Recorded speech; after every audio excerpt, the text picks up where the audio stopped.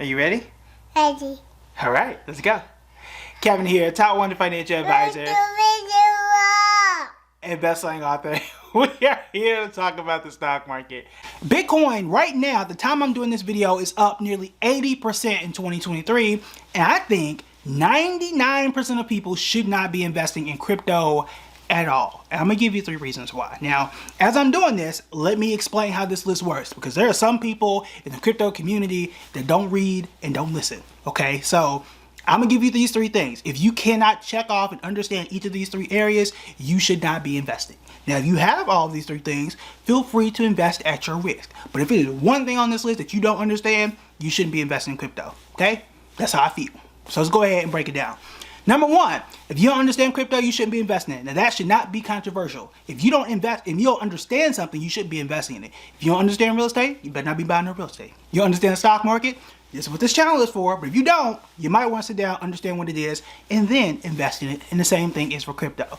I'm not saying that you need a science degree and you need to understand every single thing, but you do need to understand exactly what you're investing in and what it is and what it does. I'm not going to tell somebody to invest in Apple if they don't know what a Mac is, if they don't know what Apple TV Plus is, and they don't know what an iPhone is. Okay, I need you to know what it is you're investing in. And I venture to say, if you do, they call it like the 4 whys, ask somebody like, what is Bitcoin? And then keep asking like what and why 2 or 3 times and see how far they can get in terms of what it really is. And if you can't get to the 3rd why or the 3rd what, you might not want to invest in it. People will say, yes, a digital currency. Okay, what is a digital currency? Why does it exist? What makes it really valuable? Now, if you are kind of struggling and you're kind of digging in the bag, like I don't really know, you might not want to invest. Now, if you had all those answers pretty quickly, then it might be something for you until we get to number 2. Okay, number 2 here is the diversification and the correlation. What that means is, how does this asset exchange or interact with other assets, and how does it change and interact with the rest of the economy? An example of this was in 2022. Okay, inflation was up and the Fed was raising interest rates. And we know, at least in the stock market, when interest rates go up, then certain stocks rise and certain stocks fall. That's why we say, hey, tech stocks, not all that great in 2022. However, insurance stocks were, defensive stocks were, companies like Ulta, Smuckers, General Mills, all the stuff where it's like, hey, look, you know, you still are going to need to buy groceries. You're still going to buy makeup. You're still going to buy peanut butter and jelly sandwiches. These are all the places you should invest. We talked about how Hershey's was one of the most amazing companies, because when you're selling a $1 candy bar and you need to raise prices by 20%, $1.20 doesn't feel all that bad. That is why, right? We also talked about oil stocks. There was an entire war going on, and it still is. There was a reason why all those companies did well. I understand the correlations here. Now, when crypto really hit the scene a few years ago, back in 2017, it's been around longer than that, but that is when it hit mainstream. People were saying this is a hedge against inflation. When the economy falls and a recession hits, then crypto is going to do X, Y, and Z. It didn't do that. That's not what it did. It is seemingly more correlated with tech stocks, which I kind of get, but not really. Like, if tech stocks weren't doing well last year because of interest rates and because of inflation, like, it was supposed to be a hedge against inflation. Like, it shouldn't have fallen if it was supposed to protect you against inflation. But yet it did. When Google laid off employees and they were struggling, and Meta invested way too much in the metaverse and it was falling apart, why exactly did crypto fall? Like, there are no employees at crypto. They weren't losing any revenue at crypto, right? Crypto in and of itself. Now, Coinbase, that's one thing, but the asset itself didn't really make a whole lot of sense, right? If you don't understand how things are correlated, you're not going to know how to invest and where to invest. So this year, if I know that the Fed is raising interest rates and I know that inflation is falling, I know exactly where to invest. I know where to go and when to do it. I can't really do that for crypto, especially if I don't understand it. Like, how do I know when it is time to switch from Bitcoin to Ethereum, from Ethereum to, I don't know, Cardano or any of the other ones?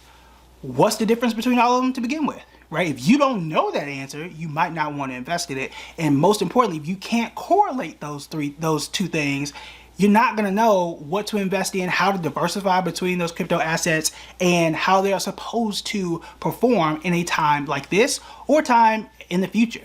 Yeah, there are a lot of new ETFs around Bitcoin and cryptocurrencies. We'll see how they do. It's becoming more mainstream, and that's great. But how are you going to know how much to put into it, when to pivot to it, and when to pivot out to it, or pivot out of it? If you don't know it, you might not want to invest. And then the last one that I have here is, it's a low entry point and it's very, very difficult to evaluate. I think this is the point I've been making for years now. When it comes to evaluation, right, you want to be able to sit back and say, this is a good investment because of X, Y, and Z. I can do that with a physical property. I can do that with the physical business that I buy. I can do it with the stock market. I can sit there and say, because this house is on a corner and here's rent everywhere else, and I know that they're building an Apple campus, this house is priced at $2,000 a month, and this is how I'm going to rent it out.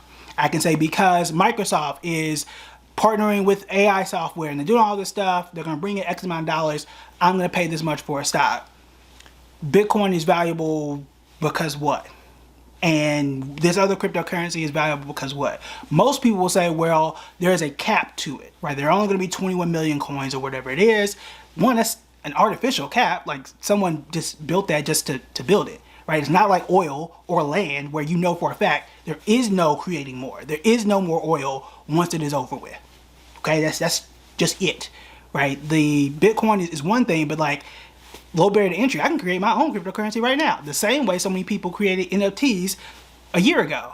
And some people did, right? And that wasn't really valuable. And people were saying that, it took off, people loved it for a sec, and then all of a sudden it was like, I'm not into this anymore. And those were supposed to be non-correlated to the market. It's supposed to be digital art, because art is one thing and what it's unique and all the stuff. And where did it go, right? And I'm not saying that NFTs and crypto are the same, though they are similarly related in some ways. But at the end of the day, if you can't really evaluate it, if you can't like truly evaluate and say this is the true value of it, you probably shouldn't be investing in it. Like, at the time we're doing this, Bitcoin right now, this is not just about Bitcoin in and of itself, but Bitcoin is worth, like, or the price rather, is $30,000, okay? Fine. At what price is it truly valuable to you? Because I can tell you if Apple is $190, whether it's overpriced or underpriced, and at what point I would like to get into it. But what is it about, like, how do you sit down and say, this is how much it should be worth for any of these, especially one where some nerd just kind of threw it out of nowhere, like a Dogecoin, or a lot of these meme coins that someone sat down, created it, made it funny, and put a name on it. Like, how do you know whether it's actually valuable to begin with and where it's supposed to go? These are extremely complex questions that most people, I would say 99% of people, don't actually have. If you don't have it, you probably should not be investing in it at all. So my cause or my case to you is, if you don't have these things, you can't evaluate it, you don't understand it, you don't know how it is supposed to react to the market at large, then that's not a place that you should really be putting a significant chunk of your money. Now, some people are going to watch it and say, hey, I don't care what this man is saying, I don't know you, I'm not going to invest anyway. Or you know, I'm going to ignore everything, I'm going to invest anyway. I'm going to tell you this, okay? If you are, I would recommend that you have a hard limit on how much you're going to put into this space to prevent yourself from being overly confident and losing a whole bunch of money. Now, I've always said, and I've said it for years now, that 5% should be that limit. Okay, so if I have $100,000, no more than $5,000 is going to go to crypto. That's going to prevent me from losing a whole lot of money. This year, I would have made 80% so far at the time that I'm doing this. However, if you look at a lot of crypto, every 3 to 5 years or so, you see a significant drop off in the market of like 50%. Every 3 to 5 years. Like, go back and look at Bitcoin and you will see every 3 to 5 years there's a significant drop, and that is not normal compared to other assets. You don't see it in real estate happen that often. You don't see it in the stock market happen that significantly that often. When you really think about it, there are only like 6 times that the stock market has been negative since 2000.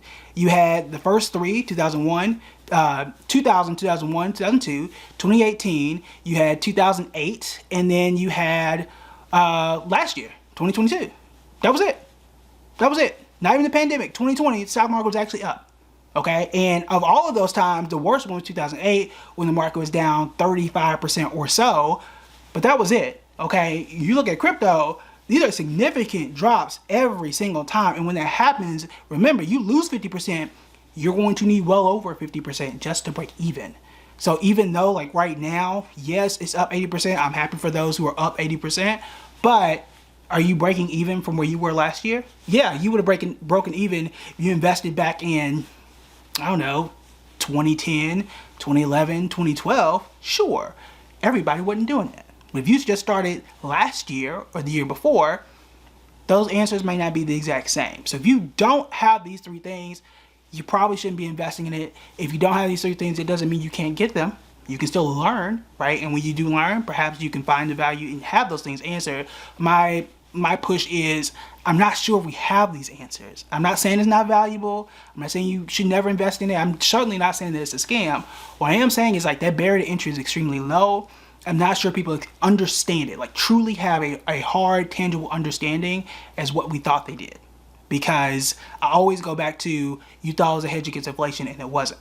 And if you don't know that, then what is it really, right? If it's really just a novelty that people use, then know that, right? If it's the digital version of Beanie Babies, then know that before you get into it. And there's a reason why people aren't having Beanie Baby 401ks, for a good reason. Right, so I just want you to have all the risk in hand and know what you are truly investing in.